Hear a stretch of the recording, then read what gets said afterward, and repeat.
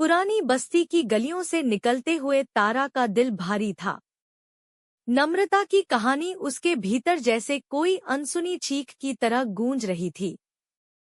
बाहर दोपहर की धूप तेज थी, मगर उसके भीतर एक अजीब सी ठंडक उतर आई थी, जैसे किसी पुराने झूठ की बर्फीली परत अब पिघलने लगी हो। रास्ते भर वह टेप रिकॉर्डर को अपनी हथेली में कसकर पकड़े रही, जैसे यह कोई सबूत नहीं, बल्कि कोई भरोसेमंद गवाह हो। शाम को वह एक पत्रकार से मिलने गई, आशीष वर्मा। वही शख्स जिसने सालों पहले नम्रता की गवाही को दबा दिए जाने की खबर छापने की कोशिश की थी, पर संपादक के दबाव में वह रिपोर्ट कभी छपी ही नहीं। आप फिर से लिखेंगे ये कहानी? तारा ने पूछा। आशीष ने रिकॉर्डर चलाया। नम्रता की टूटती रुकती आवाज कमरे में गूंजने लगी, और उस आवाज में न तो डर था, न ही क्रोध, बस एक सख्त, थकी हुई सच्चाई थी। ये आवाज बदले की नहीं है, आशीष ने कहा। ये आवाज एक खोए हुए भरोसे की वापसी है। और हाँ, मैं लिखूंगा। पर क्या तुम तैयार हो, तारा? इस कहानी का हर पन्ना तुम्हारे पिता को एक नया चेहरा देगा। शायद वो चेहरा तुम देखना न चाहो। तारा ने गहरी सांस ली। मैं तैयार नहीं हूं। पर यही सच्चाई है, जो हमें तैयार न पाए, वही सबसे ज्यादा जरूरी होती है। अगले दिन कॉलेज में हलचल थी।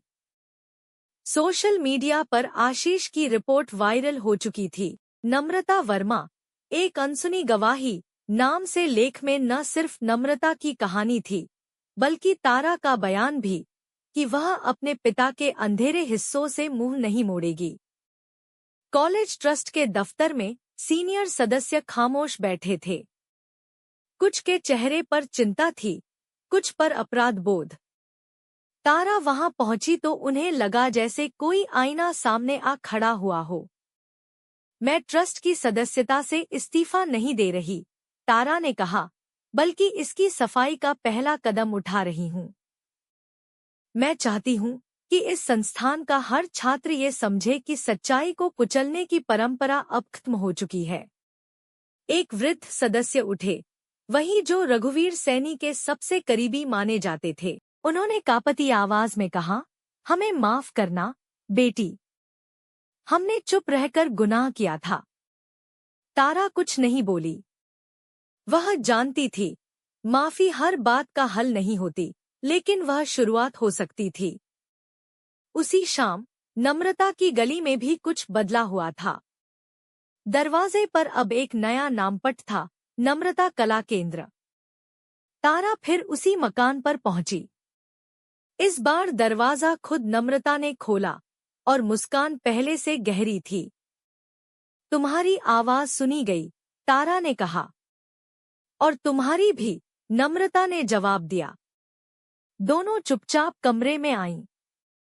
दीवार पर अब वही अधूरी पेंटिंग पूरी हो चुकी थी। चेहरा अब अधूरा नहीं था, और उस चेहरे की आंखों में अब डर नहीं, हिम्मत थी। अब आगे क्या? नम्रता ने पूछा।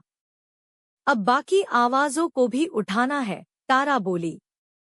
नम्रता ने ब्रश तारा की तरफ बढ़ाया। तो लो, पहला रंग तुम भरो। ये सिर्फ मेरी कहानी नहीं थी, ये हमारी आवाजों की शुरुआत है। तारा की डायरी में नया पन्ना।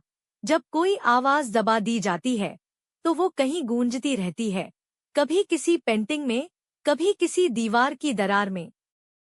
और फिर एक दिन कोई उसे सुनने चला आता है। आज मैं वो आवाज नहीं दबाऊंगी, मैं उसे रंग दूंगी और शब्द दूंगी। ये मेरी लड़ाई नहीं, ये हर उस लड़की की कहानी है जो चुप रही, पर कभी टूटी नहीं।